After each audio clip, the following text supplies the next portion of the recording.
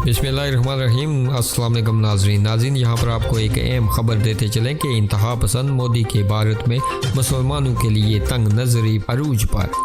हिजाब पहनना भी सजा बन गया। जमहूरियत के दावेदार मुल्क में अपनी मर्जी का लिबास पहनना भी जुर्म बन गया। ऐसे में एक बहादुर लड़की की नारे तकबीर की आवाज़ ने पूरी दुनिया में गूंज कर अक़वाम आलम को झंझोड़ दिया। भारत में नियति मुसलमान लड़की हिंदू इंतहा पसंदों के सामने डट गई। भारत की रियासत कर्नाटक के तालीमी अदारों में हिजाब पहनने पर पाबंदी के बाद हिंदू इंतहा पसंद एक कॉलेज के बाद एक दलेर मुसलमान लड़की को हिजाब पहनने पर हरासा कर रहे हैं। मगर दुनिया में ऐसे कम ही लोग हैं जो मुखालिफ हजूम के सामने डट कर खड़े हो जाएं।